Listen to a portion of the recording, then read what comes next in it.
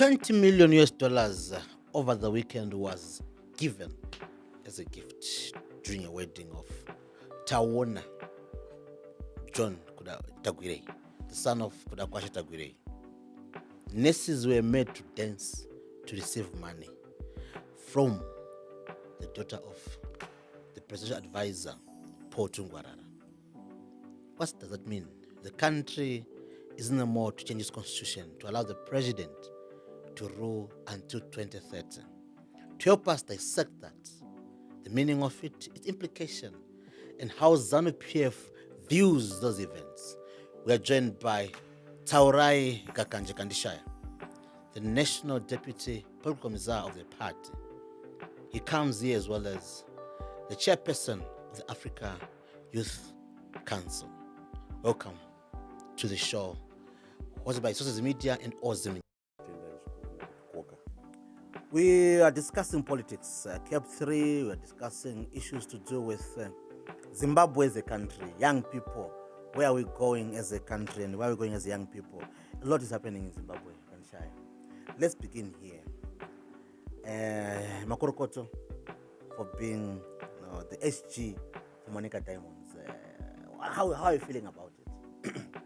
Yeah, thank you so much. It is an honor to be appointed Secretary General of a football team in the Premier Soccer League. I understand the appointment came after the leadership of the club sat down, came up with the characters of the person they want to appoint to occupy the seat of the Secretary General, and they saw it fit to appoint me. It's not going to be a challenge that much because football is about working with the people. And having been working with the people as a politician, I know what people want, and especially in soccer, it's usually dominated by young people. So my youth are really Shanda now. Top of my priorities is to make sure that we fix issues to do with the welfare of the players, because the players are the ambassadors of the team. If players are being evicted from their homes for failing to service rentals, it means that they are showing the true picture of the team. If players are seen boarding combis and mshikashikas there, this is what the team is. So we are working with my president, President Kamombo at the club there, to improve the welfare of the players. Well, this is what then restores people's confidence in the team, and also can a player is now better than Kumba. Chiropa ground and demoralized and demotivated. So yeah, we are working, and I appreciate what has been done so far. Monica Diamond do not leave the Premier League. Oh no, not even. They've been playing so badly of late. No. Before you came in, probably. Yeah, of course. Before we came in, even before the team was bought by my president, President Kamombo, there was lack of funding. It was not like it was bad performance, but there was no funding. Motivation. Yeah, motivation, purpose. But now I can tell you, top 6. Oh, really? Is that what you are promising our viewers at home to say? Monica Diamond will be in top 6. It's not a promise. It's what's going to happen. Okay, fine. Yeah. Wish you the best. Yeah. I really wish you the best. It's unfortunate I support probably the other side of the team. I won't mention it. Okay. But I'm a very fanatic of belong to Scotland. Well, let's leave it there. Yeah. Unfortunately, I don't support Scotland. Wow, okay. I love to see Scotland grow because there's a lot of investment happening. Yeah. What's driving that? What's driving this investment in soccer? There's this perception that soccer is the new political battlefield. What do you make of that? Is that true in the United Kingdom, where we have the PSL, the English Premier? Okay. If it's true that football is now the new political terrain in the United Kingdom and in Spain, then it can be true in Zimbabwe. But what's driving this renewed passion in soccer and football? You look at we've got Scotland, you mentioned, heavily invested in. You look at we've got Hard Rock, Zimbabwe. It's only because the economy is now in the hands of black people, in the hands of Zimbabweans. Having the economy in the hands of indigenous people translates to funding of local talent. Because if I make it in life, and I'm coming from Epworth, I know there are musicians in Epworth. You know, investment is not only in sports, in soccer, but you can also see investment in music. You can also see investment in boxing. You can also see investment in infrastructure development. There is also investment in road development. So because the economy is in our hands, we can invest where there are people. There are those who think that the economy is in the hands of countable people. And it's only those dominant few people. But the Jack and Jill, the Tom and Jerry, those who toil the land, look at the rural areas. People are struggling to make ends meet. They're surviving on less than $1 per day. That is, if they're able to get it. Do you agree with that notion? That is a lie. No one survives on less than $1 in the rural areas. Let's be factual here. I can tell you that there is better life in the rural areas than in the urban. I once had a video on this one. Because if I wake up in the morning, I go to my garden, ndotemba tomatoes angu 6. Imi mchitenga tomatoes kwa harare $1 for 4. Ndatopfura $1. Ndikapinda mudanga rangu rehuku ndikatora fertilized eggs 6. Imunoatenga $8 because ndeye Ivins. Fertilized anodhura because the crate of unfertilized eggs from Ivins goes for $4.50, $5. Fertilized eggs goes between $12 to $15. So ndikatora 6 mazai mudanga ne6 madomasi mugarden ndaku $2.40. But arguably, in terms of poverty index in Zimbabwe, according to, if you talk to other people are struggling. No. So they're saying there are only a few, and these a few are very loud. If you look at it, let me tell you that it comes with the character. There are quite a number of rich people who are not known publicly. So this has to do with people's characters. Let me tell you, I have 5 cattle at my farmland. But if you ask somebody, he will tell you that Mchinda ane mombe. Why? Because I make noise about it. I celebrate every small achievement of my life. Kune vanhu vandakatozoita road. Ane mazimbudzi akawanda. He is one of the biggest in Zimbabwe.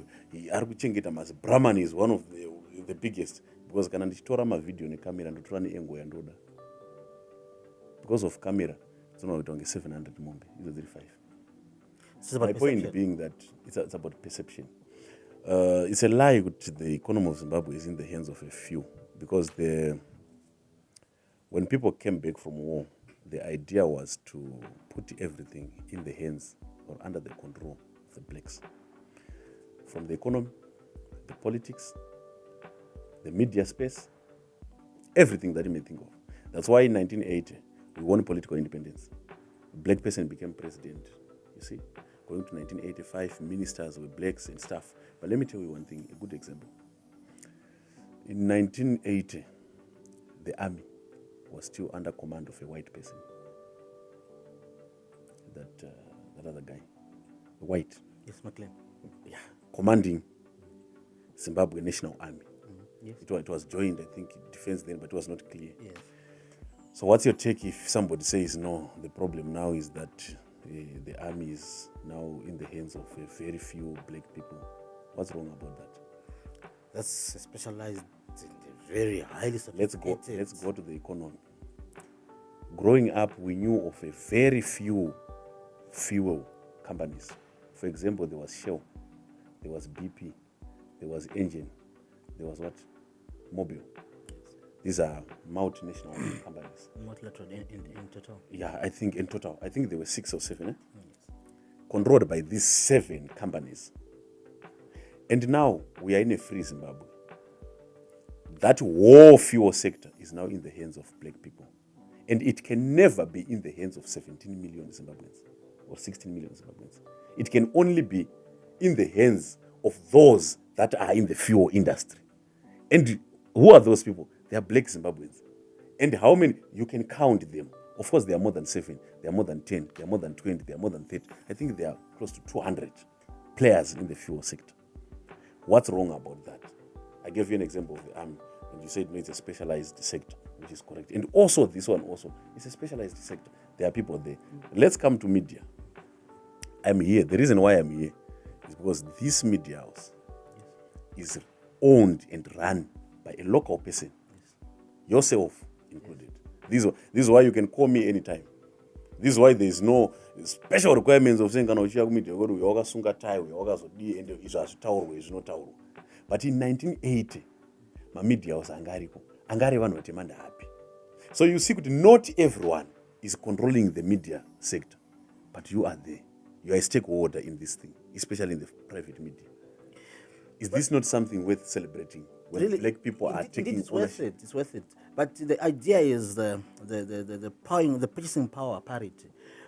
If people have got money to buy basic commodities, if you talk to them, they say it's really only a few who can afford to live a life we dream of. Life has never been easy. That's why there are threats of protests in the United States of America. That's why there are always gun sounds around the White House. People are demonstrating there. Why? Because they are saying our life is being affected. I've traveled one day. I'm yet to testify but if you go to the shops there, enda kuma shelves in Pick and Pay, enda kuma shelves kwa Spar, enda kuma truck shop, unaona kune matrucks ari kuoffloada sugar nhasi, but vakamboofloada imwe musi weSunday. Iri kuenda kupi? Vanhu vari kumwa tea muZimbabwe. I'm not saying zvinhu zvakanaka, but I'm saying ngatisaexaggeratei kusvika pakutaura vanhu vari kufa uko, because ini I'm need to see munhu akafa akaenda akanoitwa postmortem akanzi afa nenzara muZimbabwe muno. I challenge you to that. Of course, people are struggling, but as not Tanganas, even back then, during the time Yana Smith, it was even worse. You know, during that time, when whites took the fertile land, the red soil, the black soil, the idea was that so you were forced to go and work papras. Washanda papras no voice wa shop. Nikuti unokwereta. Panopera mwedzi wocalculator kunzi unotambira $30, but wakakwereta zvinhu $32. So hauna salary, less $2. Wopinda free nechimwe chikwereti. Clinic was also there. Vanhu vaitambura. But what I'm happy of now, let me tell you, $1 million in the hands of a black Zimbabwean. $1 million in the hands of a black Zimbabwean. Inokunda $10 billion in the hands of a foreigner. Look at Roy Bennett. He was the first to benefit from our diamonds. What did he do? He built nothing in Zimbabwe, built everything in Canada, where he died. I can give you an example. John Maso, Honorable Driver Motkari. I'm happy ndina hama dzangu dziri kumasowe dziri kutodrive. I know kuti mariyo iri kutenga mota dzekuJohn Masowe dai akanga iri mumaoko aJohn Vorster. Hakuna John Vorster anocheuka kuti mapostori muri kupi ndikutengerei bhazi kana ndikutengerei mota. We have a hospital there arendewa. Parikurapwa vanhu despite my political parties. But Chandroza, if it was Varungu, I'm accusing you know of the places dzinoenda elderly people, it's no only one Varungu. Go there and see kuti kune munhu mutemere. Hakuna. Look at the sports sector. You will never find Murungu achitamba soccer now or netball, basketball. Because wawandiro unoona vatema. Vaakuita sei? Vaakunotamba polo. Okay. Vanhu vatema vakawanda, they introduce mamwe sports foot. Why vanhu vatema vakudominate? Because the economy is now in our hands. Well, I agree with you. There is a shift, and I'm happy. We as young Zimbabweans, media people, we've got an opportunity to grow. But the idea is very simple. The cake is a belief. It's not being evenly shared. The cake is there, but the sharing aspect of it is not being evenly shared. The difference between those who haves and those who wanna have is so huge. You know, it's only that people are being too political about it. Distribution of wealth has never been equal. This is why we talk about Elon Musk. This is why we talk about Bezos. We talk about that guy from the Dangote. We talk about that guy from China, Jack Ma. We talk about. This is why we have the list of the richest people in every country. And if we are to compare Musk, who is about to become a trillionaire, and the next person in the United States, the difference is unimaginable. But the problem that we have here is that we focus more. There is this mfundisi aimboparidza achiti zvivhunze, if you encounter a situation kuti zvinei neni ndinei nazvo, ukaona usinei nazvo zvisinei newe zvisiye. Ms. Kandishaya, there's this notion that Zimbabwe, you're very right to say, yes, wealth and equity will never be shared equally among all Zimbabweans. But at least those who are working professionals, those who are trying to earn a genuine living through genuine means are failing. But only a few who are connected politically are making it. No, that is the problem with people when they start to compare life yao na yawamwana. You see, Pandira. But we live in a world of competition. We live in a world of comparison. But you compete. Let me tell you. Haufa wakanzwa kuti Scotland yatamba friendly ne Barcelona. That's a dream. With Scotland. But zvinizvozvo. Haufa wakazvinzwa kuti zvaitika. Because kana muchita competition, this is why Scotland went to Eswatini, signed some agreement there, established a sister club there. This is competition. But you compete at your level. You don't compete outside your boundaries. Recently, Donald Trump was in the United States, was in China. Yes. You know the biggest trading partner in China? Yes. They are enemies ideologically And politically. Yes. But economically, they are trading. Yes. Choto chavo, the president, Choto Mazera. I saw Donald Trump, Xi Jinping took Donald Trump to that area. And Donald Trump thought he was the first to be taken there. So he asked Xi Jinping, have you ever taken any other head of state here?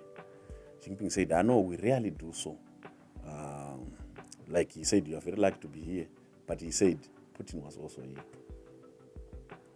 But maybe President wa Zambia anenge to China anangosvitswa kuniko. So competition iriko. So the moment you say a few are eating, let me ask you, you agree with me that we are always having congestion in Harare because number of motorcars are there. You agree with me? Definitely, yes. People are buying cars. And infrastructure is not growing to meet. Yes. Where Raum and Raum. Where Aqua and Aqua. Where hybrid and hybrid. Where Hilux and Hilux. Where Benz is fake and a Benz is fake. Where Benz is mashua and a Benz is mashua. I agree. Right? Iwewe, Kolisan. Ukanzi, you are the biggest fuel supplier in Zimbabwe. What stops you from becoming a billionaire? If all these cars are drinking from your source. The idea is very simple. Or the argument from those who are asking the system to say why is a few is that only a few who are linked politically have it. Okay, you see, the problem here is that is a lie. I will tell you why.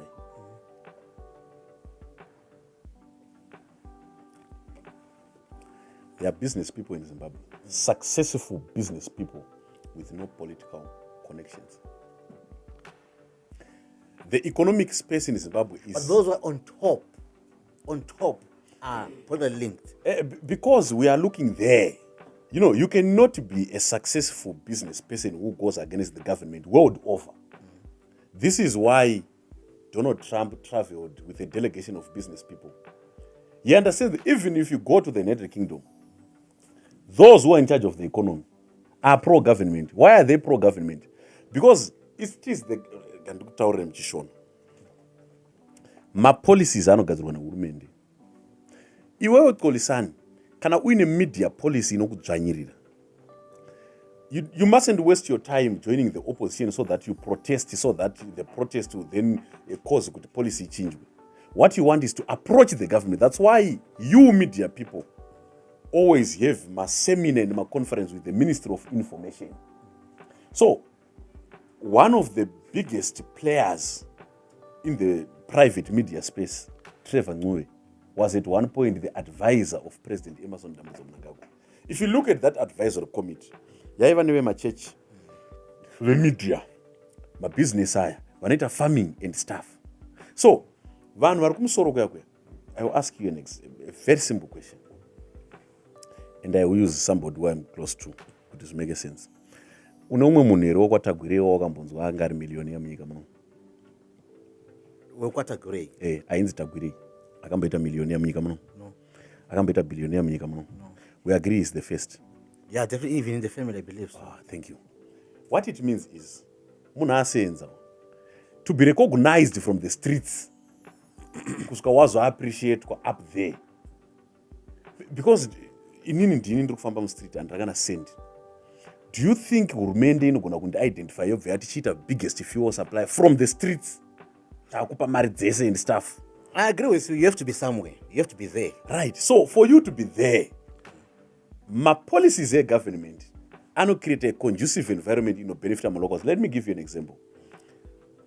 In 2008, there was a law, indigenization, that there are reserved sectors meant for indigenous people. Yes. It was then announced again by the Minister of Mines. You cannot be called an investor, which you 2,000, 5,000, 10,000. Kuyane compressor, nema gambutsu, what I invest. So private sector is reserved for local people. But fine. You know, you've brought in a person that is of interest. I'll declare my interest. Okay. KT is my brother, both in Christ as well as in society. But there have been questions around him, right? Particularly to do with, he has been working, he has built his Sakunda over a period of time. But there is this notion, this understanding that his rise from where he was before the incoming of Emerson Mnangagwa to where he is today has got everything to do with Mnangagwa or his association with Mnangagwa. Particularly the fact that he is allegedly, I can't say as a fact because I never did a research and found it to say he funded the legacy, the sole legacy. But there is a feeling and a notion that he got what he got as a payback, and today is a millionaire, probably billionaire. No one knows his really wealth, not quantified like others who are quantified. So there's this notion, Kandishaya, that people at Tagwirei they are where they are because of they are dealing with government, number one. Number two, their deals are not, or their contracts with government are not through the proper system, which I as Kasang would be subjected to. I have to go through a tender, I have to bid with other people. Them, they've given preferential treatment. In the end, they make those billions. There is no way you can be a billionaire or an economic giant in any nation if you are not working with the government. Public knowledge, world over. You cannot be counted among the nation's richest people. The biggest fear is that he's elbowing out anyone who wants to. If you appear like to be a competition, you're elbowed out. That's the biggest let me be petty in responding to you. Business, like sport, like politics, it's a game of competition. That's why you tender, which is going to be bidding. When you are buying a stand from council, okay, it's an expression of interest. Unonyora bid, how much are you willing to pay for this service station? So you walk anyora 5,000, you anyora 12,000, and people are standing there. So the allegation of blocking others, if it's true, then this is business. Because the idea of doing business is to make sure tender and how do I do it? No, bidding and business ethics, very, very fine and good. The idea is to use or abuse relationships politically. For example? To say because Tagwirei is close to the president, is got a personal relationship with the president. Therefore, anything that has to do with fuel, any opportunity that has to do with mining, I'm talking about sectors where his name is featured. Okay, and also Zimplats and Mimosa, they are the biggest platinum producing mine. Are they also close to the president? Well, you could see maybe that's the thing I want to discuss about, but the modus operandi. If you look at there's a capital injection which is very huge coming from outsiders. And we assume that Tagwirei is not injecting anything.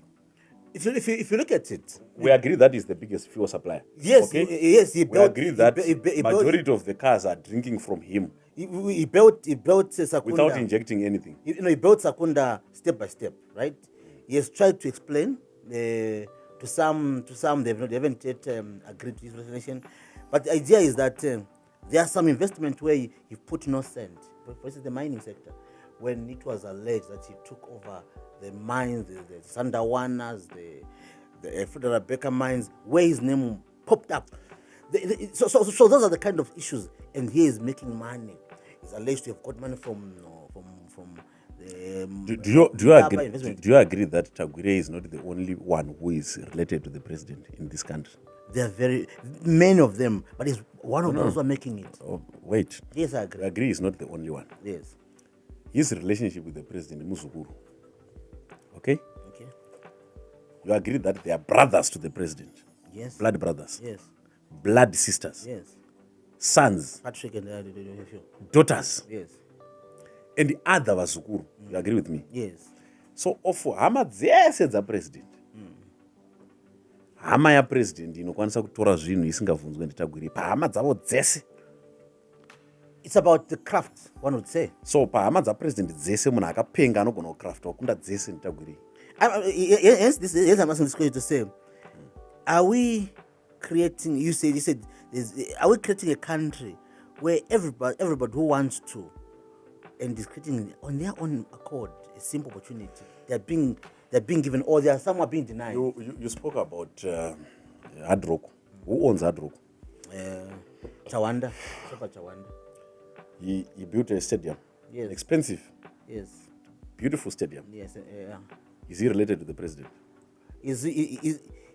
One, if you trace this belief that is into God, and the God sector has got everything to do with either direct president or politics, ZANU PF, one or the other. Hence, I'm asking the question: is success in Zimbabwe only a preserver of those in ZANU PF? Is Rottenberg related to the president? He's a fund of ZANU PF. Is he related to the president? No, but he's a funder of ZANU PF. What started him establishing the business or funding the party? Did he start by funding the party before establishing the business, or he started by establishing the business, then he started to fund the party? One would say he began the business, then started to fund the party to protect his interest. Thank you. He started the business. Definitely. He's not related to the president. Yeah, definitely. Okay. The chicken in guy, is he related to the president? Definitely not. Not. The business space in Zimbabwe, my brother, is open. That's why almost everyone is doing something. Here in Zimbabwe, the economy is indigenized to the level where big supermarkets are having problems with tuck shops. Tuck shops that are not owned by Tagwirei, not owned by Chifai, not owned by Rottenberg, not owned by anyone. There are tuck shops there. If you go to ENB along Leopold, I'm taking some my info. Uchaona kuti padoo re-ENB pane vanhu vari kutengesa uniform. Wakananga mu-ENB. Have you ever been to Kuala? Yes, I've been to Kuala, yes. Pagedhi reKuala. Yes, I've seen people who sell, who tell you Unomiswa pagedhi reKuala. vane nyama. Vanotori nenyama yauri kunotsvaga mukati vanokudza kuti tinayo pana. Urikuzvibata. This is how indigenized our economy is. But is that the kind of model we would want as we grow as a country? It's not the best model, but for as long as it brings life to the people, because there's nothing illegal about that. Well, as I said, that's Kandishaya is ZANU PF. So my questions, and you come from ZANU PF, the ruling part. Do you think economically have done well, first and foremost, to ensure that our economy is formalized to an extent that it protects genuine investments, or you support hustlers? You know, when President Ruto of Kenya was campaigning, he came in with a manifesto to promote hustlers. He won elections. But hustlers don't support taxation, and they don't support the public government in the end. So my point being, my dream as a Pan-Africanist is to see people taking charge of their economies, people becoming masters of their own destinies. And the only way we can do that is by creating a nexus between people and their resources. This is why the richest person to ever live on earth was Mansa Musa from Mali, a black person. Vanamaska was vaswedera padhuze naMansa because angangori direct access from his resources. So I subscribe to an ideology where we create companies, and as much as we can do it, all of us, but we create companies. We own the means of production. We become captains of industry, as is the situation in Zimbabwe. And this is something chekuti vana Botswana, vana South Africa, vana Namibia, vari kutoshuvira vana Zambia kuti vasvike pasvika Zimbabwe. So in terms of economy, economic liberation is the fourth chimurenga as President E.D. Mnangagwa declared. The economic liberation war is about making sure we decolonize economic spaces. Before independence, there are sectors of economies that singabvumirwe vanhu vatema. Before independence, there is a category of social gatherings angaine restrictive laws against black people, for example, kutomutsa church chaiko. So economically, this ZANU PF government has done well. One, by making sure from 1980 we promoted education. Now we have more than 12,000 primary schools from 2000, because the other thing chaisingadiwe nemavheti kuti isusu tive knowledge tiende kuchikoro. So chikoro chaiswa 10-15 kilometers. Zvokuti munhu anopedzera discourage from there going there toisirwa unozainzi mabicycle. Bicycle raiva pamashop mahara. Bicycle raibuditsa munhu mutema ari garden boy, ari maid. Andonzwa. Zvokuti munhu wese ari cookie. Munhu wese anga ari kumusha uko aishuvira kuti ndikapedza chikoro kana ndikaona mukana wekuenda kusosberry ndonoita garden boy, ndonoita handmaid, ndonoita cookie. Pfungwa dzedu dzaiprogramwa because tairatidzwa content yaitishepa in a certain direction. But the government said no, zvikoro ngazviwande, vanhu vedu ngavadzidze. Kana munhu ava fully educated, ava equipped in knowledge, anotanga something. I agree with you, but the chaos, how do you think ZANU PF should regulate the chaos? At the end of the day, For example, which chaos? You look at the mining sector, Makorokoza. Look at the number of people dying in those mines. Look at the number. A lot of illicit. I will tell you this, my brother. And also the national government is not really benefiting from it. Look at, if you drive at night, the way people would be, what do you call, mystic person, right? There are very few people pay tax there. Yeah, but the government wants money to sustain public service. This is why there are frantic efforts by the government to formalize the informal sector. If you go to Mbare, of course, because remember we are a developing country, and especially in the case of Zimbabwe, let me tell you, we are even better than a number of countries in the SADC region. Despite the fact that we are coming from a background, bumpy, we are even better. Of course, takaita munyamo kuti we let urban councils dzichiwinwa neopposition, and opposition did not have a mandate, a national mandate yekugadzirisa zvinhu, and they ruined these things. But I know the government is doing something through the Ministry of Small to Medium. But mining, the first step towards ending chaos was kuti avachanzi makorokoza kana magweja. They are now artisanal miners who can get support from the Ministry of Mines and from banks. If you mine, don't worry, ukafamba negold rako unoona kubirwa. Fidelity inouya. Inokutengera at the same price. Plus I think 1 or 2% incentive. Just an appreciation to say, no, we have transacted with the government. And this is why we have now established a gold-backed currency, and my gold reserves are boosted because the government decolonized and decriminalized the mining sector. Gold-backed currency not working in terms of it's not being used by those in power. Not those in power. Why? Or those who are those who are influencing power. No. Listen, iwewe paura une mazigi mangani mumwe iwewe. Currently I'm honest, Andina. Kadimbosiya vari mupower. Andina. Handikuzona kuti nyaya yese vari mupower. Because remember vari mupower vanhu. Because also in power we are seeing there is no appetite to use it. No. Use them. We are a multi-currency system. Our currency was attacked. Currency yedu ikafa. It's a fact. We have a gold-backed currency. This is the US dollar is just backed by perception. Listen, Let's agree. The thing is, no, not by perception. By perception? No, not by perception. Our idea, the idea of the government is to say by 2030, takumove ne monocurrency. And how many years from now to 2030? 4 years? 4 years. Okay. But remember, because we are in a competition, I was in Mozambique, I think some 10 years ago. vaive nemount currency. I went there ndichinohodherize. Taishandisa marands, taishandisa ma-US, taishandisa ma-metcash. But ezvino izvi You don't see US dollar. vane chi? The metcash. Vane metcash yavo yakazvimirira ega. And this is where we are going as a country. Now tine mount currency. As we continue to boost confidence and to further strengthen our currency. But tinayo. But when you see, Kandishaya, when you see those in power allergic to your local currency, you know, I'm glad you were at the wedding of Tagwirei. The PEMSEC of finance was giving a gift in US dollar, not anyone else. The PEMSEC of finance. Do you know why? Do you know why he did that? Why? You should have said, I'm giving you a zig. Because he's selling milk to dairy board. Dairy board is paying him in US dollars. Because dairy board is also selling milk in that US dollar. But I'm saying, where is the problem there? But I'm saying, yes, I agree with you, selling milk in US dollar and everything. But I'm saying, here is the person must be an ambassador of our money. He must be championed because he's the owner of it. You know, this is the problem when you politicize everything. No. I am saying we are a multi-currency system. But we are journeying towards a monocurrency. We are journeying. So in the journey, there has to be a leader. And the leader is there. But if the leader is not using what he's supposed to be using. Did you not see the president one of these days holding Mazigi?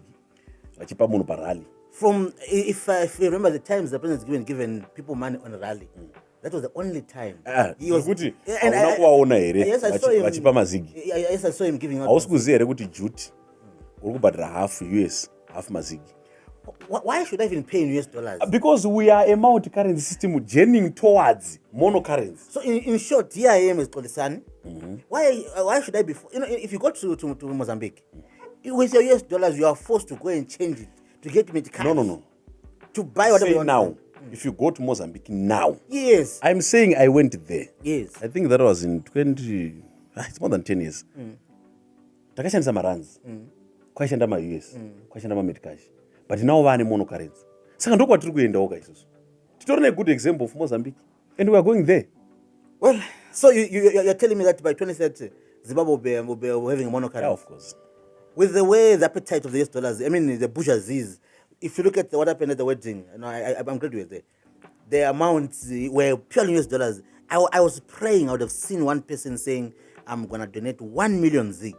That would probably even helped boost confidence. You see, the other problem is that we take a private function. Wedding I plan on one day. Yeah. Maybe it takes a year. So one function yavo yemuchato wavo wokumba kwavo. Inini I'm looking forward to your wedding. No. Makachata or wedding yangu ini mfana wenyu kana yomwe munhu. Andika nemazigi ko to example. Why would we use a private function? Unoziva private function yekuti information iyo takatoiwana by luck. Vanhu vaiguno, for example, mwana waTagwirei akarora nemari. I think God was guarded, a secret. Anditi. Akarora nemazigi manje. We don't know about that. No, I'm telling you. But remember panyaya iyi anenge ine privilege manje pa information indini. Yes, I understand. I agree with you. But urikona problem. Because this is a wedding. Ine munhu nemunhu auya nefoni yake. Atora mapictures because zvaona ikoko ichasatamboona muchato wakadaro. Saka munhu nemunhu aibaridza phone. Ndo mabudiro akuita zvinhu. Saka tikashandisa private event kutaura national politics.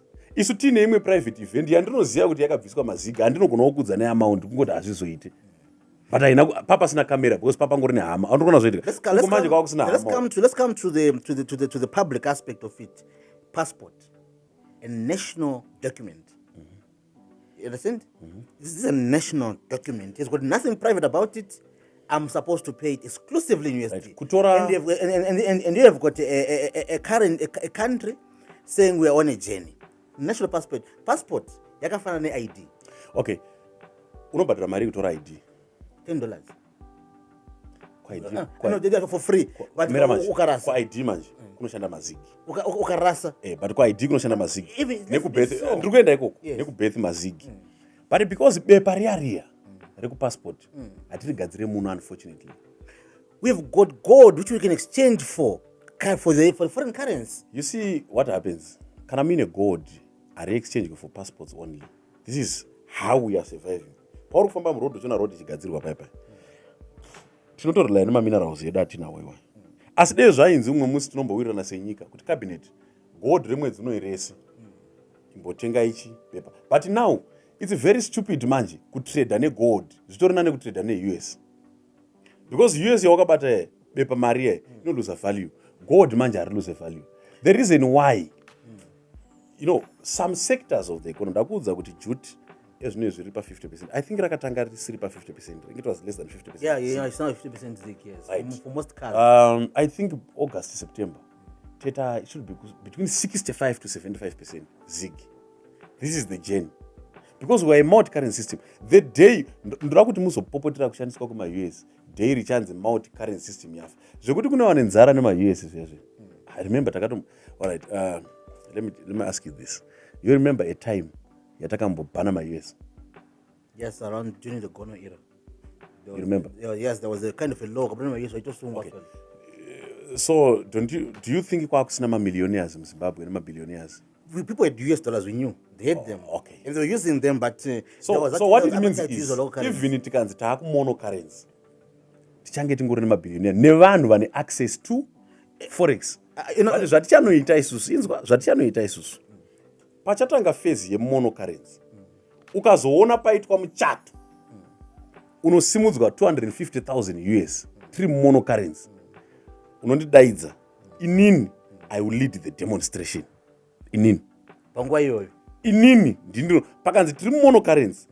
Ponzi paita muchato. Poita munhu anobvisa 7 US. Inini I will lead the demonstration. But Kandishaya, let's all agree. At present moment, the appetite. Yes, government is a policy aspect. They are saying we're going monocurrency. But practically, you and I agree. We are still at 90-10%. Do you know why? I must admit this fact. Vanhu vedu havasina confidence in local currency kubva pamatime recession ema 2008-2009. People lost confidence even in banking sector. Zvakutotanga now. I was coming to that. Zvakutotanga now. I was coming to that. Zvekuti you agree with me kuti maybe wewe kana pamwe inini pandiri pana. I opened an account. Ndikatengesa tuntu twangu. Nditori necard mandiri kupota ndichiisa mari. Because when I go out of the country, pa airport apa unofana kubuda ne 2000 or less. But let's say I'm going to Venezuela. I know kuti ikoko zvinodhura ndira kubudawo maybe ne 3000 kana 3.5 kana 4 kana 5 ndizo igrow ana maini nenyu tumagunanzi nechichi makafamba mushere chichi yanditika vandisina kusiya ndaoneka vaya ndichivhara muromo ndichiita sei ndakutobuda naye iri mukadhi.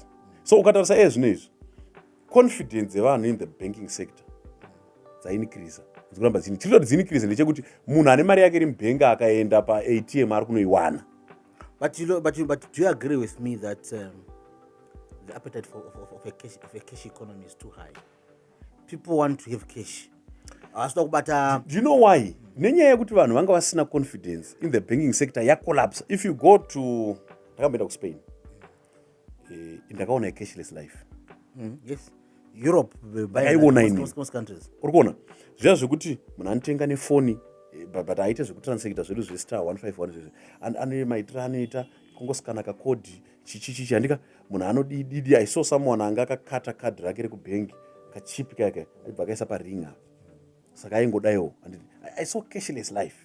And kune mamwe maservices, for example kakwira muEmirates anditi kune wakambokwira ndege uchida kutenga internet hautenge necash. Urikuona unofana kutoswipe. So vanhu vedu vane appetite for cash because vane mari dzakamborovera mumabhengi patime yatanga tisati tana ED amunanga kubva vasati vatiti stop mourning about sanctions, let's come up with solutions avasitanga kuuya nawo ekuti at least banking sector retrustwe.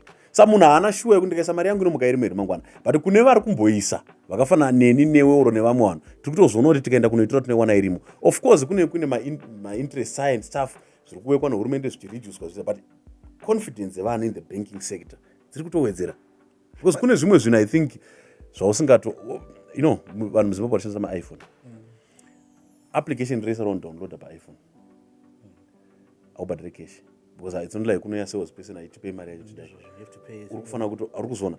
Saka unoti vanhu ezvino izvi vakucreata tunonzi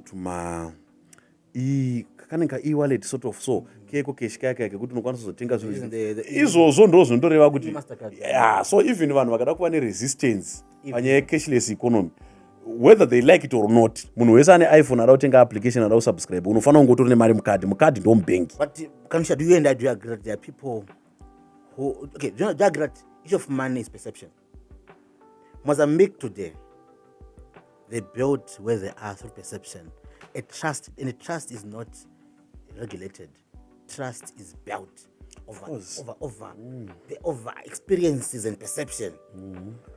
And people look at say, but you're telling us to use our local currency. Those in power, they are allergic to it. You're telling us to use the banks. We see bags, 250,000 in a bag. Panero wakambonzwa achiti. Unoziva vanhu vanopenga. Panero wakazonzwa achiti those in power are supporting ZANU PF saka tikatiendo ikoko. Ndikupa example.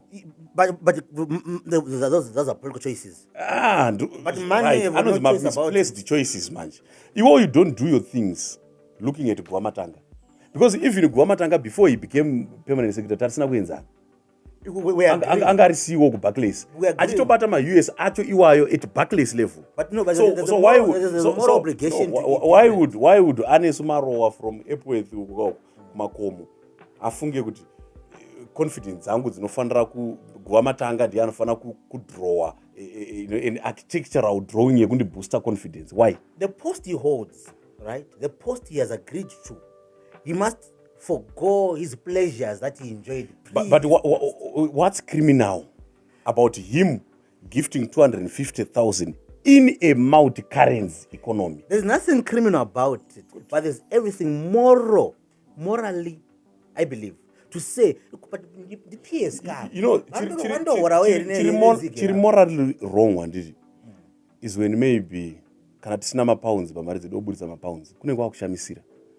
Because ndiri kuti izvo ndikabuda panza apa imo munomu tikatese ngatibudise mari dzatinadzo ishoma, but munhu wese ane US dollar muno.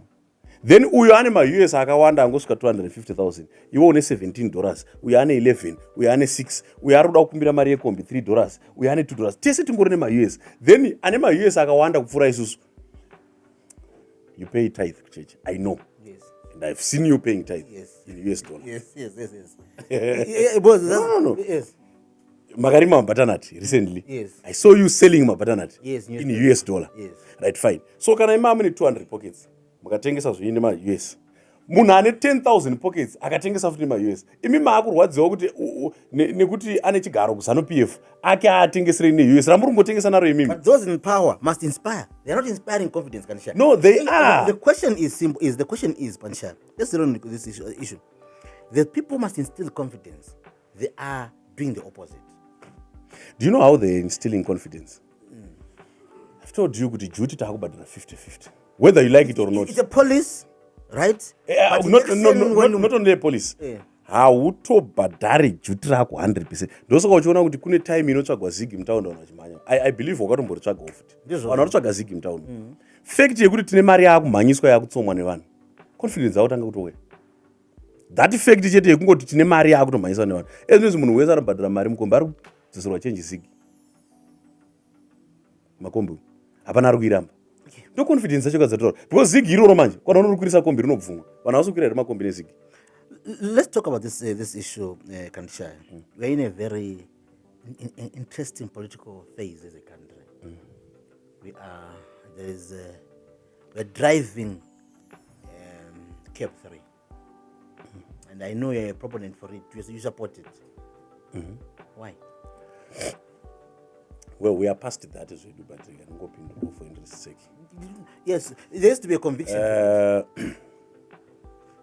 I supported CAB1. I supported CAB2. I'm supporting CAB3. I supported the constitutional amendment number 20 in 2013, 2018. I support. So, chinhu chekutanga chandogona kupindura ndechekuti I've always supported my constitutional reforms esaitwa kubva gore ndakatanga kuvhota. That's the simplest response, number one. Number two, I'm coming from ZANU PF, where our grassroots structures challenged us, the leadership. We are so happy with what the president is doing. Let me tell you zvinoitika politics. In 2013, soon after my elections, kuna munhu ainzi vane moyo angari weresearch and whatever MDC yaWashington. Soon after elections, I resign. I remember his interview. I resign. I know the problem is manifesto was very rich, and it made sense from our manifesto. It only has the devolution. Yes, but the problem is that ZANU yakangoya chiti bora mugedi. So he said manifesto was way ahead of the electorate, and the ZANU yakangona no vanhu vedu hatidi zvinotinetsera bora mugedi 2018 idipfe nditika my way. Zvinhu zvekuti chero munhu weopposition anokuimbira, hakuna munhu weopposition ubva kuna Chamisa asingagone kuimba my well word to word. My point being, in politics zvinotaurwa ndo zvakakosha. Imi maintellectuals mukagara pasi mukaanalyze mukaasesa mukaisa pfungwa dzenyu mukaona kuti zviri silly, but kana zviri izvo zvadiwa nevanhu. Now vanhu vedu vanotiudza kuti vamunanga kwavatigonera, tovabvunza kuti vagonei, because conference yeZANU PF inotangira kudistrict. Chinonzi district andiri kutaura vanhu 1250. Kanongo kudzoma structure for your benefit. ZANU PF kune cell or village, kune branch, kune district. So cell rinopinda 150. Saka tikanyorana tiri 50 taa cell, iwo ndiwe chair wedu wecell. Maseo iwaya akaita 5 vanhu va 250 raakunzi branch. Saka muno mutaone kuti tinogara takabatana, unogona kuona kuti dzimba 3-4 sekuyepo kwangu cell ratokwana. Sa dzimba dzikaita kana 12 kana 16 kana 20 rato branch. Musame line izo. Mabranch aya 250 akaita 5. At least 5 ra district. Kwete district amunoziya rekwa DA Taurai political district. So cell 51, branch 250, district 1250. Okay? So vanhu ivava vanogara pasi towards conference voti zvii zvatiri kuda. Vanhu ava manje isusu vatungamiri hatigone kusvikako, because remember tikabatanidza politburo necentral committee nenational tiri vashoma pasupport yatinayo, because I'm talking of kana kuri kuEpworth kandikudze constituency kwangu andinobva Epworth North ine 20 mapolitical districts. Epworth South ine ayo. Ndikangoti zone ratinoti zone 5 Mabvuku, Tafara, Epworth, Waterfalls ine about 50 chi. So vanogara pasi vega vofunzana kuti zvii zvatiri kuda kuti zvinotaurwa, because the party now is supreme to the government. Why? Because the head of state mwana weZANU PF. So when we go for elections tinoenda napresidential candidate wedu separty nemanifesto yedu tichikutengeserai. Paano winaita head of state, manifesto yedu inobva yatransition into a policy. And isusu separty kana zvikasafamba tisi tinovhunzwa, hakuna anovhunza government. Makauya kamuchikampena. Because patinokampena we don't campaign as a government, we campaign as a party. This is why party is supreme than the government. That part I agree with you. Tapedza ipapo vanhu vedu votiudza kuti murume ngaawedzere. Why muri ngaawedzere? What no, look at China. China vanogara pasi. What type of a president do we need now? Vakomana economy yafa. Kana tira kuenda kuhondo. So let us say let's bring in Mao. Vakomana ezvino zvitara kubuild economy. What do we do? Deng an economist yabantu. Ezvino zvitara kuenda manje world of technology. Tiri kuda chi? Let's find an engineer. Engineer wakaona ndo Jinping. Tarisa China zvayari technological. Vatoona kuti term ya Jinping boswa kune tuma term yakupera, but haasati aexhausta and haasati amita mastandards ari kudiwa neChina. What did they do? Vakabvisa term limit. Hande kwa America. They Donald Trump as the president for one term. They made a mistake.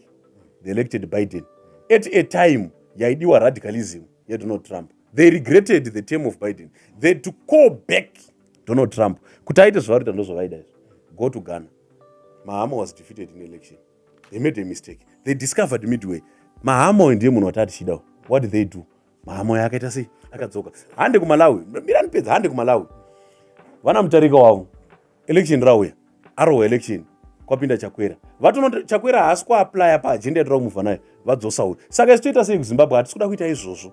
Because zvatiri kuda izvezvi. Munhu ane sober mind, ane conscience iri up to date. Munhu anosvikirika ndinokutaurira kuti I will not be surprised kuti iwo une phone number dza president. Veda. Handisi kutipindura ndikuti hazvimbondishamise. Kana ndikazongokuona mumwe musurumba mawo chimwati open door policy. Because we are in a world yatino survive on information, and his policy ndeyekuti leaving no one and no place behind. Saka toita sei nemurume uyu? ngatikontinyei naye because zvaari kuita ndo zvatiri kuda because panoita unoziva wakamboona kumaministry ini ndiri minister pandirobviswa kuministry wakamboona kuti minister munyowani anoya anobvisa bhodhi ranga riripo. Yes, he brings in those he wants to lead. Vake handiti The idea yake. which means atochinja neagenda. But that's what democracy ought to be like, Kandishaya. Democracy is not static. Zvazvinobva zvaita manje it's not static but nyaya dzedevelopment unoenda kuzambia ndandaura nechishona vanhu vanochema kuti rodhi haina kupedza kugadzirwa yaigadzirwa nani nalungu. That idea so are you telling us let's begin here. The things that anonzi akatona namnangagwa today akatangwa naMugabe, the parliament, the first person to hit the parliament was Mugabe. The airport, the road probably one would agree Mnangagwa only took over it accelerate. So are you telling me, is this going to be an individual agenda or it ought to be a party agenda? Who's Mnangagwa was only a deployee of a party. Okay, thank you. Pakabva Mugabe parliament yange yapapi? They're still here. By then. By construction. No, they just signed the deal in China. Construction. Yes. Rara itanguva yakadira saino. Mira iyoyo. Ngatisiye. Do you know there was a company in Australia? Yanga yapiwa the Masungo Road. Masungo Road. Right. Pakaita makore mangani yapiwa road isina kutanga kuita. Took about 5 years or so. Thank you. After ED comes to power. Yakaita mazuva mangani isati yatanga. But what I'm saying is Kandishaya. Ndakupa example. Ndati nini? Kuchina nekuAmerica. Unoziva munhu wese anopinda papower ane anonzi mapriorities ake. Somebody was asking me kuti iwewe why uchiita kunge unotaurisa stere kuZANU PF Youth League. Ndiona unogera stere. Ini ndiri PC. Ndiri deputy PC. PC wangu ndi MP. Saka anospenda much of his time kupi parliament. Aisi mhosva iyoyo. Saka who is background kana asipo? Ndini. Ende ini handina chimwe chandiri ndichiita politically kunze kweizvozvo. So I am saying it does not become an individual agenda, but then we must acknowledge the individual who is driving zvatiri kuda isusu. We don't change, we cannot just change a driver. Ndakambodrive usiku ini. Unoti mfana ungarapo unodrive kuti kana ndane hope. Ndinomupa kana ini ndane hope. It's not a matter of changing. It's a matter of pane here zvafane kusabhura kubhora. Andiri kutaurira you don't put in a substitution because kune masub agara pabench. Kana kuti because munhu anofana ngaabude because pane anofana kupinda. No, it's not that matter. Do you agree one thing that we didn't know about Mnangagwa's good leadership until Mugabe's ousted? Yeah, maybe you. Fine. Yeah. He was there. Yeah. He was there. He was Mugabe's assistant. Let me tell you. Okay, maybe let me say we never experienced. No. We never experienced it. Let me tell you. He was the first Minister of State Security. Yes. 1980 to 1988. He started the CIO. But period yange yakaoma. Apedza kustructure security mundaraunda. He was moved from 1988 to Parliament to Minister of Justice. Yes. Kwaanogadzira mutemo. Do you see where he is being deployed? Haasi munhu ari kuti apedza state security aigadzira yobva yapiwa umwe munhu kuti afambe chigreda chavhura yobva yapiwa umwe munhu obva anorova justice. Justice iya yanaka obva anzi bva chienda unoita akatomboita acting minister of finance onzi nochena unoita speaker of parliament onorova kuya obva Zimbabwe National Defense University yakavakwa ndiani anga ari minister. Do you know kuti Zimbabwe yakambowina nani permanent seat reku United Nations Security Council? First time ED Minister of State Security, second time ED Minister of Justice, and now to win our president and it by manje mswa 6 June. So zvandiri kukudzirai ndezvekuti the reason why vanhu vemuZANU PF variwo vakati takuda ED vanhu vemuZANU PF is because vanotarisa kumberi nekumashure kwemunhu.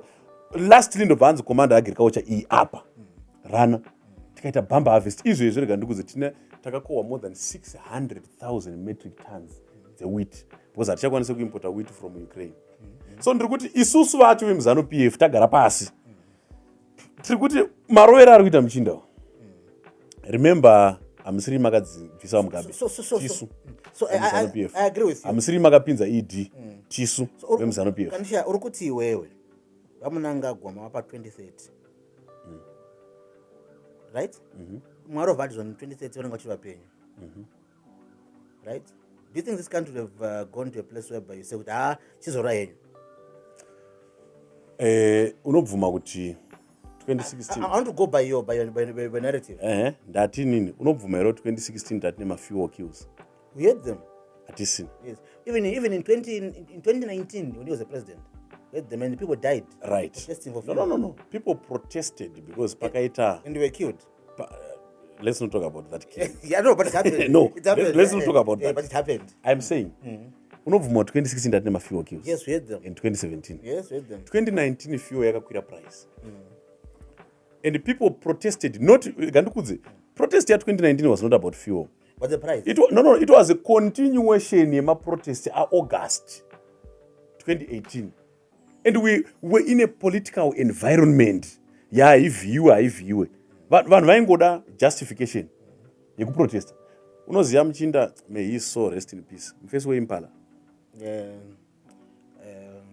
Iye akabatanidzirwa mucrossfire. Ndaigara muBreast paitwa demo paoffice pake. An innocent businessman achipomerwa kunzi mota yawakahaisa yakaenda ikano abducta. Inini unoza austombohaya mota. Unohaya mota. Pakamera inongoratidza kuti mota yaenda kupi. Airatidze kuti waba munhu here kana kuti hauna kuba munhu. Akafa. Time iyo yanga iri inonzi moment of madness. I agree with you, but the protest, right? The idea is simple. I'm saying, Kandishaya, you are saying the president has done so good and everything like that, as you put it across. The biggest question is, we experienced those things after Mugabe's departure. Remember, ZANU PF, before 2017, right? They were traveling in the idea kuti Mugabe 28, 2020 until restore Lagos, right? Which was wrought in by the military. ZANU PF came in and the people supported it, right? Let's all agree that all those were factors. There was a fatigue of Mugabe's departure. Now, we are now telling us to accept extension in term Mnangagwa. What if Emerson Mnangagwa tomorrow drops dead? You mean the journey stops there? You see, Draugudza something. We don't discuss Nyayerufu Wemunu because it's so. But those are realities of life. None of us, even the Bible says, we can't control. Interview ndo unatadza kuiona kana kuti iona unatadza kuiona. That's life. Zvotopera. That's life. But isusu tatowirira kuti tichaiona kumanheru. That's life. Saka isu when kana tichironga manje. Hatironge tiri negative side yerufu. Because tine evidence yavana vakasvika 100 years. Tine vakasvika 110, tine vakasvika 120, tine vakagumira pa15, tine vakafara pa6 months. So isu kana tichironga manje hatisi obsessed nenyaya yedeath. No, but obsessed ne unoza slogan yeZANU PF. Viva aluta continua. Tukaenda kumberi. Saka isusu manje unfortunately hatironge tine death musoro medu. Tiri vanhu velongevity. Maybe let me bring it home in a different manner. There is a perception that what's happening now, it's a preparation for Kuda Tagwirei to become president. I've declared my relationship with Kuda. He's my brother, both in Christ and in life. So I hold nothing against him. But there's that perception to say whatever is happening now, it's a preparation for Tagwirei to be a president. You are in ZANU PF, you are a youth league person. Is that what you are planning to do through CAB3? Oh, CAB3, President of 2030. Presidential and parliamentary and council term 7 years. Attorney General qualified with a Supreme Court judge. Prosecutor General to be appointed by the President. Gender Commission, inobviswa. My roles end up with Human Rights Commission. Those who remove CAB3. I mean, so you mean this thinking? It's a platform preparing. You see thinking. So where is it coming from? And why is it coming from? Yes, I know him. Pane gore akamonza araita president. I think paakanyopisa strigwe. Kune vanhu vakatorarira president. Passion Jaffa. Really? Mira.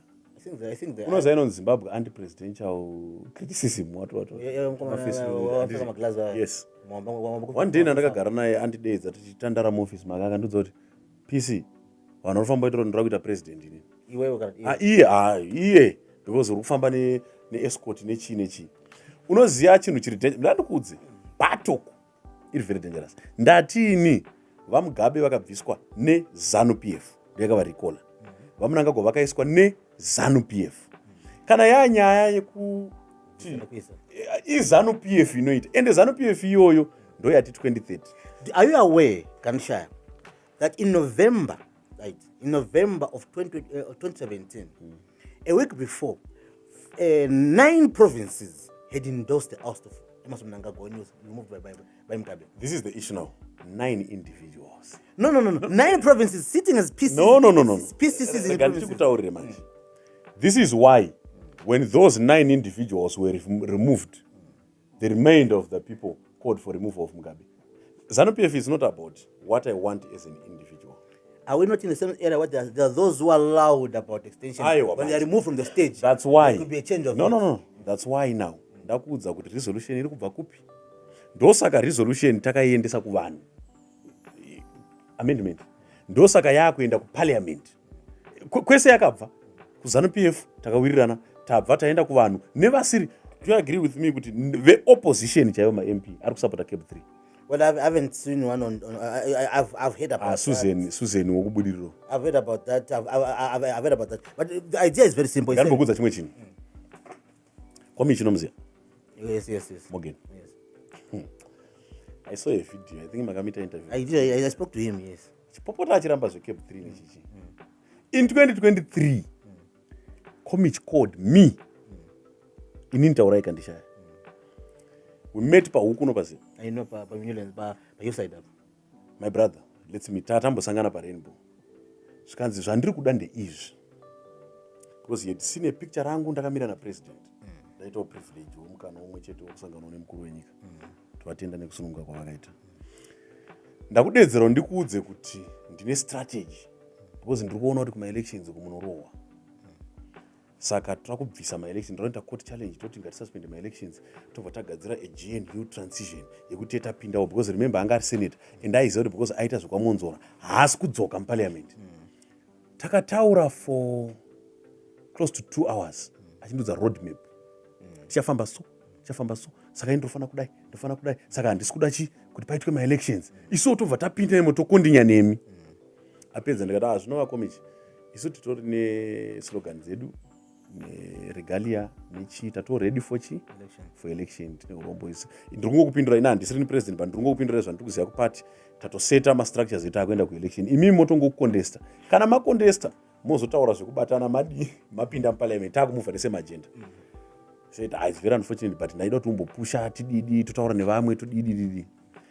Komichi uya ndiari kuyogara pandakagara pana oramba nyaya yeCAB3.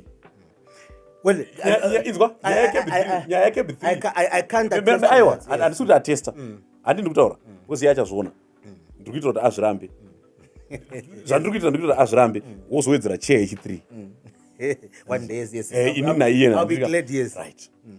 Komichi uya ari kuramba extension ye2 years iye aitomboda entire suspension yema-elections akanditi because tirakumbovaka nyika reconciliation what hande kuna monzora CAB1 CAB2 monzora anga ari muparliament hapana chakavhotwa vatogare pakasvaura musuno. Saka nyaya yedu ndeyekuti vanhu vari kuramba nyaya yeamendment havasi kuramba in principle. Problem yenyu vanhu vemuzimbabwe ndeyekuti munofunga kuti kune munhu anomirira zvido zvenyu asiri weZANU PF. Dai maizviziva kuti hakuna munhu party inomirira zvido zvenyu inokommunicata position yevanhu kupfuura ZANU PF. Anyone else zviri selfish. Let's come to the CAB3. ZANU PF makawirana kuti moda kuisira 2 years. Do you have a resolution here mimi yeZANU PF yokuti taakubvisa ma-election director president? Iripo here. Kana dzafungwa dzavhijina mabhiza naziyambi vari 2 ikokoko uvhaniswa cabinet. Isusu manje patinoita resolution kupati hatisi maloya. Rega ndikudze zvataitoda isusu kupati takatomboita kakunakira kuti agree with me. Mune resolution here mimi yokuti ndakutsanangurira takatomboti 3rd term vemagweta vaye vakagara pasi vakaona kuti no 3rd term manje challenge yayo ndeine so the best is to extend term. So munhu wauri kuti ziyambi the secretary for legal affairs kuZANU PF the deploy of the party. Unofunga mai mabhiza wasemusangano? No, well, whatever I've got no evidence. Mira, ndachingotaura ndakuti ndiwe musangano but ndachingokuvhunza. So resolution yedu isusu ndeyekuti vamunangagwa ngavakontinye zvinhu izvozotorwa zvoendeswa kuministry of justice, attorney general uya apa ameno kamwe kadepartment kavo kawainako kamachuna mutemo handitika kobva kachuna mutemo, but kuti izvi zvatatumwa nemusangano zvifambe because tatuma vanhu, but kurunzisa tatuma vanhu isusu ivo tavapa basa, chatiri kuda result ratakamirira vakuisa pfungwa dzeugweta manje. So now Kandishaya, you agree, you are saying kuti they are doing an assignment in principle yakanzi toda munangagwa vatongeswa 2030, right? Ivo vanogara pasi ndokunoona kuti ava kuti tibude ngativhisei direct election yapresident. What's the benefit? Kwete kuti 2030 ibude ngativhisei direct election. Zvekubvisa direct election, it's beyond 2030. Right. Yes, I was asking to say, is this not, was there this notion that you help me? If we remove direct election of the president, you are empowering a few people, empowering 350, right? People in parliament, MPs and senators to elect. Therefore, could Tagwirei, who is now powerful, close to the president, to be elected, not by the people directly, but by those people. But Tagwirei uyu wamurutaura. Haana kuita power rake pa CAB3. Uyu munhu akashanda nawo Mugabe uyu. Haana kutanga kushanda neparty apa. He has always been there. Vaimuziva. Inini 2018 ndakasangana naye pakona Chiremba nani apa pataka kubuda muna Chiremba Road. Aine Rolls Royce yanga yakaita kunge pingere something. Saka haasi munhu wokuti tingamuti achawandira power rake muCAB3 kandi achaitira mari muCAB3 because akagara mari anayo. And why ari kuita subject pachinhu chevanhu. Sa uri kuti alright, let's agree one thing. If you say chinhu chiri kuitirwa Tagwirei ichi, sa uri kundiudza here kuti maparty districts ari munyika muno mese ari kuitira chinhu Tagwirei. That's the perception in Ubuda. Kuti anodiwa nenyika yese. Kuti is being pushed by the few elite, right, in the Ministry of Justice who are drafting particularly accounts and remove of direct vote. Ndo vari kuya nefungo yekuti no. But Tagwirei ari kupinda papi. Matrix E. Matrix, here's what is being alleged. Yekuti achazovoterwa nema NPFU. He might use his money. Aiwa manje ka. Munhu kuti aite president manje. Anoelektwa ku Congress yeZANU PF. Haatangire ku parliament kwacho. Yeah, but you know, ZANU PF. Uda confirm something. Is ZANU PF democratic? Very much democratic. When was the last time you had presidential vote in ZANU PF party? To elect a president? 2022. Was there a contest to it? It was just a mayor of Rubber State. All right. In 2022, we had these elections. Elections for the National Youth League, elections for the Women's League, for the War Veterans League, and for the Central Committee. For it to be an election, there should be a challenge. Inini ndaga electwa ku Epworth ku zone 5. Kuti ndinopinda basket rema national member at provincial level. There was an election. There was an election. There was voting to okay. Ndabva ipapo. Pandakazonotora chigaro chekunoita deputy secretary for commissariat. Tinenge tine 40. Each province inobudisa vanhu 4. Taugara pasi right. Adaita deputy secretary ndiani? Inini wamana ndaita deputy secretary. Anyone to contest? Deputy secretary? None. This is mature. Kuma youth. Andisara kwa wakuru. Inini shamari wabuda uri number 3 mari uda kuita chinhu raita deputy commissar. Kanda CV rangu iri. Kune mamwe eri ma CV auya. For example, pane pakamboita I think pane vanhu vakamboda kucontestana. Makomrades epano. Besides kucontestana, can you talk muona kuti munoita sei? Kana matadza kuwirirana maballot paper aripo. Vanhu vodzoka voti isusu tatadza kuwirirana handi kuvhota. But well, ku youth league kwedu isusu. Consensus. Zvigaro izvi. Gatore. Women's League consensus. Ndo mature. That is at the peak of democracy. Hande iku president. So kuti iwo manje uelect kuisa presidential candidate. Kunoitwa kanonzi nomination. Ona zvaitika kuZambia kwa akaenda ichilema. Ndo wakuru wedemocracy. Pane here waraita president. Before that, ma province ari 10 anonominate. And iwo ukaona 1 yakunominate. Watomuresi. So they feel that no. Did you ever open up for anyone to be nominated? Very much. It was open. Okay, really? It was open. Chinoita kuti ite open chi. Unonolobhaka kumashist, unonolobhaka kumacentral, unonolobhaka kumidlands. Vakomana chinhu ndikuchidawo ichi. The fact yekuti hapana ati ari kuchida, it means munhu wese ari kugutsikana nezviripo. Ngandikudzi. Vice President wachiwenga. remember his video when he said no isusu sezanu pf tiri kuda vamunangagwaiva kana pakaita anenge aita nharo aitaura zina basi chero mutemo tinochinja kuti vacontinue. These are lieutenants of the president. Wobva wanzwa vamohadi the same, wanzwa mai muchinguri the same, wanzwa politburo the same, wanzwa central committee the same. Saka aifanira kuzocontesta president wacho ndiani when the entire team was saying we are okay, tiri bone iri kuita mudharaunda.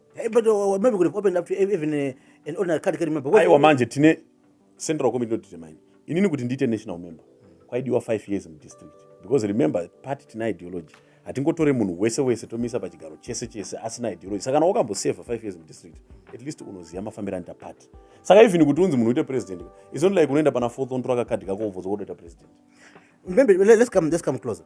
There's this feeling that you are running away from unpopular presidents, and because the party is popular, than the presidential candidates whom you put front to, hence you are removing the direct vote. What would you say? I say so with evidence. In 2008, Robert Mugabe lost elections. Okay, he performed badly in 2008 compared to his competitor Morgan Komichi. The party was a bit higher than Robert Mugabe. In 2013, right, Robert Mugabe performed still badly compared to the party.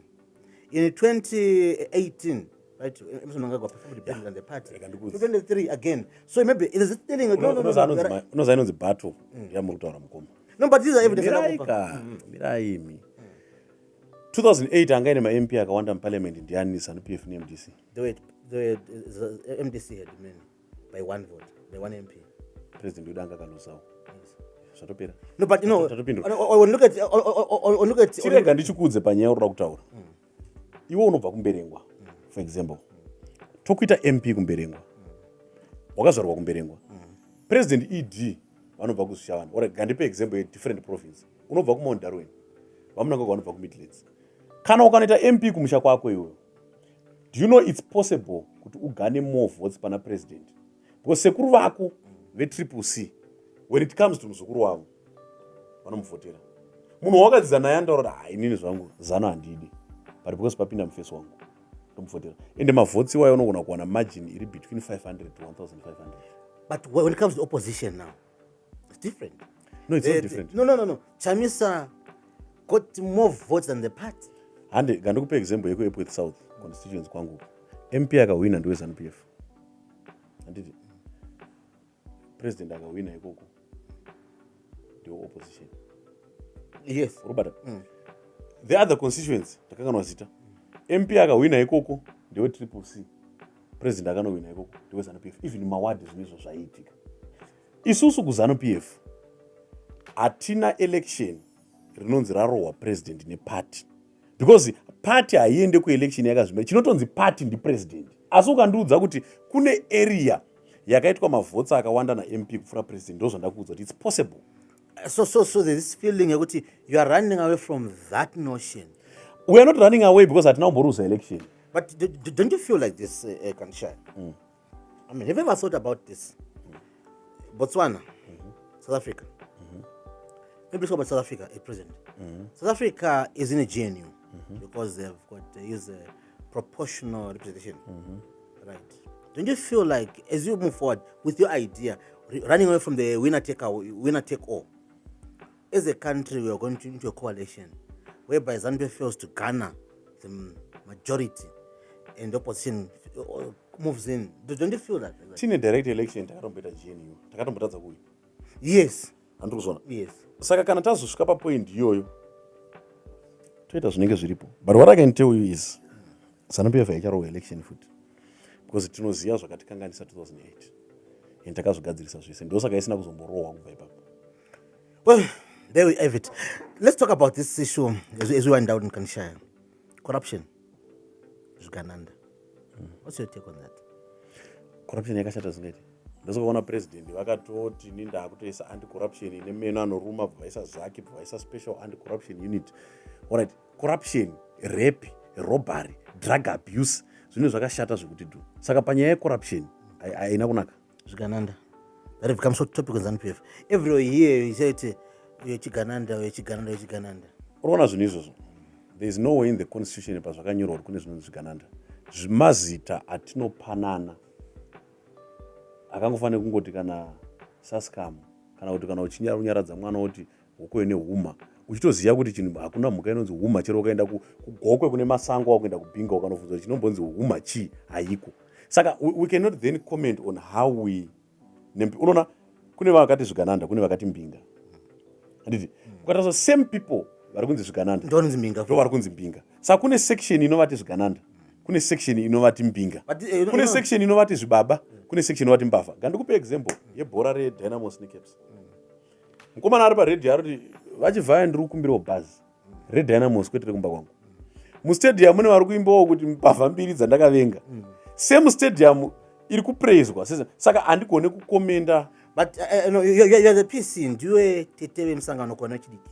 Inini hangu your job is to is ideological. Inini hangu Unruwa people. Inirega ndikudzi inini hangu handione zvigananda ndoona mbinga. Why ndichiona mbinga? Mwana wamaitireni yataana naye zvino izvi uruziva kuti Dukensley yakakwidza mari yekupinda. Dukensley vanhu vataanawo zvino chamarika vari kuda kufara vari kufarira economic liberation. Vapfana chero mwana wako kumba ada mari. Vanhu izvi pfungwa dzevanhu dzaadza pekuti nyika yakauya yayedu ngatiitei mari. Ende chinhu chiri kundikohwera vanhu inini sapisi ndikakuvhura inbox yangu iyi ndokuradza 750 messages. Makadiko chibaba toitawo sei tipinde muempowerment. Makadi chibaba ini zvangu handisiwe ZANU but chibaba panyaya dzeempowerment musati kangano. Saka munhu uyoya anenge achinzi chigananda. There's a difference empowerment and chigananda. Ndati inini munhu ari kunzi chigananda inini kusaidi kwangu imbinga. Handikondeme munhu ari kumuti chigananda ane mareasons ake but inini kwandiri imbinga because ndo chinhu chandiri ezvino izvo shamwari haumobilize vanhu uchivaudza nyaya yeliberation struggle kwakafiwa kuchimoyo tisuve kupedzisira kuzvinzwisisa. But you can't do away with that. You can't throw away that history. No you can't. Ndosandiri kuti kunomobilize munhu kunzo uku kuti iwo ngatibude muno polisani famba neliberation struggle inda kunofamba neeconomic liberation. Iwo enda unoudza vanhu kuti uyai kuno because vanhu vakafa pachimoyo. Indobuda ndichiti uyai pano ndikupei mari dzeempowerment kunoenda vanhu ndiko. People will come to you. Okay, thank you. Is that sustainable? Right. Kana vauya vanhu achiona manje because it's about unoza nyaya dzatataura waona kuti bread and butter. Yes. Zvese zvatataura apa nharo dzese dzatiri kuita vanhu vakadya kumuchato vakarova lasania vakafuga tumambre nyaya dzese dzaungoitaura inyaya dzemari. Zviri sustainable in this sense. Inini ndinobelieve kuti ideologically nditori upright zvekudaro. President vangu inini vamunangagwa vari bo ideologically. Vice president vachiwenga bo vamuhadhi mai muchinguri ideologically vari bo. But kana taakuenda kuvanhu vedu ndosaka tine chitepo school of ideology. Unoziva kuti kuchechi unofambira zvakasiyana. Mwana uya tsvaga musikana umwe burial umwe kuzoshandirwa. But pamunouya hatiti vavinga kuzovigwa uyai kunomberi tikugamuchirei. Tinoti vanoda kugamuchira Jesu ndevapi. Munhu obva aziva kuti muna Jesu umu mune kuvigwa mune mabreakthrough mune mbereko mune kuroorwa. Handiti amo muchechi munhu tochimutaura kuti baba matendeuka asi isu nguruve hatidyi. Imimi kwenyu ku7th day kana muchiparidza ivi handisati ndambokunzwai muchiparidza kuti nyaya yekuti hatidyi nguruve kwamunobuda kumaoutreach. Zvinhu zvamunoudza munhu asarudza kuti ndakuda kujoina chechi hamubude. Ndoti mukabuda nenyaya yekunosvika pabhombi tauri vaisa vanodya nguruve makang'ora vedoro vese hamuende kudenga vanhu vanokutukai kudenga rinoendera mai vako here. So my point is pandinobuda ndichienda kuvanhu ndinonovaudza kuti chinonzi ZANU PF unoziva kuti ino ideology inoti chi gutsa ruzhinji but ruzhinji zvacho ndofa nenzara. Vari kodya vari kuoneka. Une here kwauri kuziva kune munhu akafa nenzara? Kufa nenzara Kandishaya is not about just dying kuvigwa aka. It's not affording what the life you want. Imagine Kandishaya ndo zviri upenyu. Kandishaya a teacher akaenda okay fine let me give you unovhumira kune maticha ane mota variko but let me give you how Kandishaya you are how do you digest this idea in kurora kongonya aipiwe mari nekamwana kana 18 years manje unoziva kuti nyaya yakatonditira fani unoziva ndovana mazimbabwe nziso. I mean how president wasomboona vachitambira mavhotsi. Ndabvunza I've seen him but wakavaona vachitambira mavhotsi andi iwewo uchikura iwewo panoungana vanhu panoita ruzhinji unoziva usati wataura profession yemunhu ndinesi ziva kuti munhu nesi ye inini zvinhu zvainoza ndaibatikana kana zvaita sei ndaibatikana kana zvanzi manesi kuti muwane mari dzemakombi muwanewo mari dzemagurosari muwane kurarama jaivhai apa ndikupei something. Manesi aya anoziva panhu pavaishandira paparenya pokushata kwapakaita already vari kutofara kuti I can take a picture now ndiri pachipatara pachibuda zvakanaka zvaitwa navamwe ngagwai. That's good. Pari kutambwa kongonya. Poita munhu ane mari imbobvisa nyaya yeage. Poita munhu ane mari. Over what? Inini unoziva kuti tiri mapolitician toenda kumarally kwekwe. Vanhu vanosimuka vachijaivha. Ende kumotivheta vanhu kuti vakumanaka uyu ajaivha sterling all 50 kubooster morale especially isusu makomisa. As we say it law, it's not a government policy kuti manesi anofana kutweka kuti vapiwe mari. But the idea, it means the perception it creates. It's like look, and by the way, remember, manesi only 2 weeks ago they were demonstrating. But saka tiri kuti listen, hold on. Kuti ndo uriraire rent. Ndo uriraire kombi. You understand? Nasi makumuti we are utwekere wewe mari rent. Kandikupindure nyaya. Kandikudze nyaya ndo uriraire rent. Izvo zviri personal kuna nesi anga akasimudza. Unoziva kuti kandikudze. Kana mururu ureka. Unoza nyangu wakapfuma unokuramba uri uri. Ndiri kuti uri kuti here iwewe manesi afana kunge achigona kutamba. Well, look, dode vakatamba vakasapiwa mari dei muchiti chii vongotamba zvavo uregedza kupiwa mari vachifaraka. Pane problem here. But dancing was not like dancing they were happy. No. It was dancing. Havana kunzi tamba. No. Havana kunzi we mune 44 panapa mukatamba kwatamba nomba mari yakati. Vanga vasingatambi. Vaitamba. Oh, okay, fine. But now we are dancing as anti vanga vagara vachitotamba zvavo. Yes. Vachitozvitambira. Havana kunzi tamba yedu kupai mari. Havana kunzi tamba yedu zvamaitwa zviya kunzi hanzi kana wauya kuzona TV imbotamba kuti kanotambira vaenzi. Vaitamba vega vana. Because isusu tiri kuita commissariat work tiri kunakirwa nevanhu. Tobva tati vari kutamba manesi uya apa mire 44 because vari kutamba vari 700 vari chichi uya wina ichi. Problem yacho inini ndira kuziva pane problem. Problem ndeye age yemwana akapa mari here kana. Let's talk about the age. Even if they akapwa na sekuru. The idea is very simple ndeye kuti is it good? It appears. Is it good to appreciate munhu ari kutamba? No, it appeared as if vanava vari kutweka. Only 2 weeks ago they were still mukoma. Ai maenda kumberi. Mati manesi aitamba. Vavazonzi yemutambire kumberi. Yes. Mirai. Vaingozvitambira zvavo. Iwewe wisha bva tichiye mutambire pano tiwini surprise anenge awina. Asi vagara vangu vachitamba kavana. Vakanzi here uyai mutambe tikupei mari. Kuti vaitamba kudhara. No, vainzi mutambe tikupei mari. Vanga vasingatambi. Inini kana vanga vasingatambi. Tikaona video yekuti vanga vasingatambi vakanzi yemutambi. No leader protest yacho inini. To say why do you force them to dance? Kuti kana vakanzi simukai mutambe tikupei mari vanga vagara vasingatambi andinonye that was wrong. Lastly, Kandishaya, as we wind down, it has been a very good discussion. Lastly, and do you think CAB3 will succeed? Yakasucceeda kudhara. Do you think it will be implemented? Stereki. Kana chinhu chatosucceeda kana wamutemo anoziva kuti president is a constitutionalist. Saka kana watomutemo. So you're telling me that as a country we'll be having elections in 2030. Those are the only elections that we're going to have. Our next elections. And you're happy with that? Yes, Terry. You know why I'm happy? Because in Truku, mandate yangu yandakapiwa nevanhu tiri kuzadzisa zvakabva kuvanhu vedu tiri kufadza vanhu vedu. Why not take it through a referendum if you really are so confident kuti vanhu venyu ava ndozvavanoda? Aiwa manje. We don't go through a referendum process where a referendum is not required. Because I'm amending the constitution. Such kind of a provision. Amending the constitution is constitutional. And there are constitutional provisions to be followed when we are amending sections of the constitution. There's a question for referendum. Very specific man. And I was talking CAB1. Quite a referendum. No. Why? It did all do with removing the running mate clauses and the likes. And apana kumbira referendum. Now, CAB2, it was no referendum. Went to court right. And Saka the ruled otherwise. In the constitution of Zimbabwe, ndikuda munhu anondiratidza where it says extension of the term of office requires a referendum. It says a change of a term of office. A change. It talks about a referendum when one, you want to remove term limits. Kana mda remove a term limit kuti hatichada zve2 terms aloita the China way toenda ku referendum oro kana mchida third term. But in this case the term of office is 3 years. And so takawedzera kusvika 2030 2 years. Saka 2 years hadzifome a term. So in short you're telling me kuti as a parent, let's be in a layman way, as a parent tobhadhara fees yemwana anditi kana vakafunga kuti vana kuchikora haisi 12 weeks right term ndakusvika mu 16 weeks. As a parent, I must not pay anything or must not be involved. People who have sent you to do that must not be involved inside in that. That means that wakatosiyana hausati wamboona here matemu ekuchikoro anoita shorter than expected neanoita longer than expected ekuchikoro chaiko.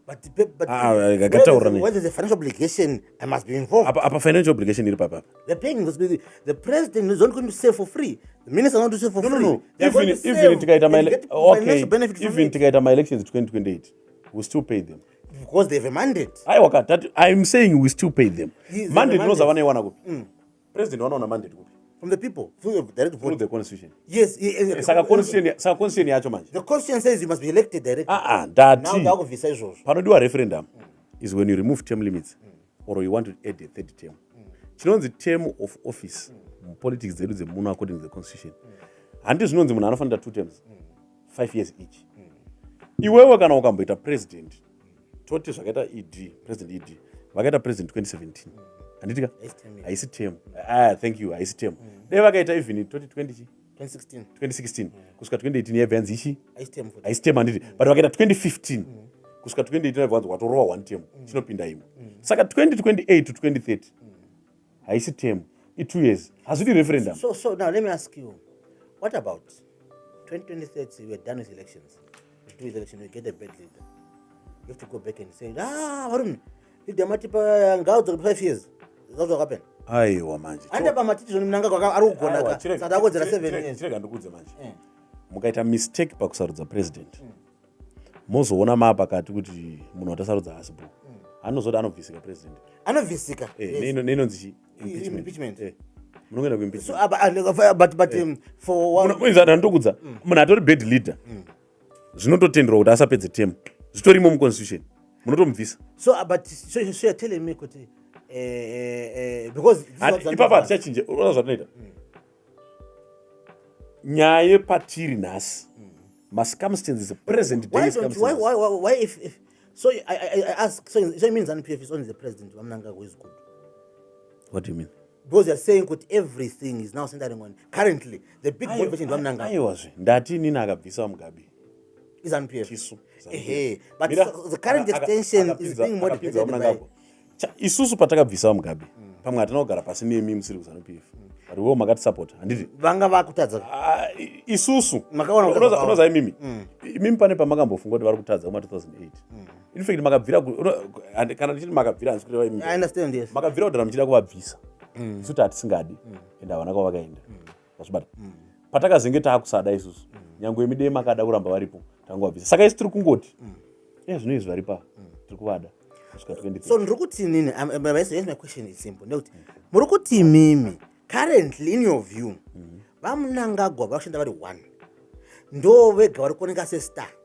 Aiwa mapresident mangani i1 ndinombokudza chinhu 1 zvandiraukudza izvi undikote mushi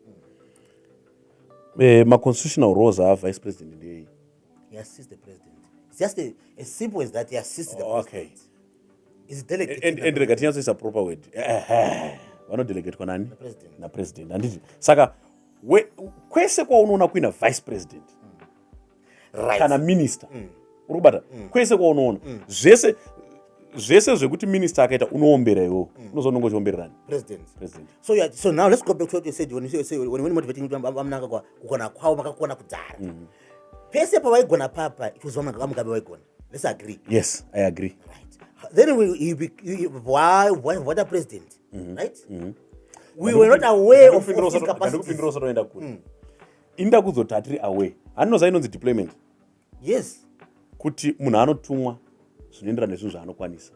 So from 1980 vaMugabe manje ndobva vati ED ita Minister of State Security ndobva azvigona. Chatinoti akazvigona chichi tatarisa manje kuti zvaaifanira kuita zvoende zvipi. Abva 1989 tadai aita justice minister azvigona here azvigona. So isusu seZANU PF patanga taakuda umwe president asiri vaMugabe patanga taakuda takatarisa kuti ndiani anoita vaida vanga varipo but takatarisa aitiitira tichitarisa kwaabva pakutumika kwacho aitumika here paaitumika pacho aita zvati patanga taakuda umwe president. So kana tazosvika 2030 taakuda umwe president you'll be surprised tinongotarisa kuti alright pane varipo vacho ndiana anotumika bhuwa ndiana anga achishaina apa ndiana anga because even ukatumwa ka handiti ndosona Moses paakatumwa naMwari atara nyaya kuti ndinokakama akazonzi uchienda naAaron nani handiti. I'll ask you for the last time. Taurai Kandishaya, the National Deputy PC of ZANU PF League. Do you think President Emerson Mnangagwa will make it to 2030? All things being equal. You know, we'll make it yako manjika. Make it in terms of no. We specific. Do you think ZANU PF as a party and its operating system will allow President Emerson Mnangagwa to go to 2030? Allow kechingani futi. Tati conference yakapedza yekubulawayo. Conference yekomutare yakapedza. Ma-PCC akapedza. Central Committee yakapedza. Alright, pane here wakamboona achiramba wokuZANU PF akaramba amendment yeconstitution. Pane here wakaona achiramba. No one. It's not really.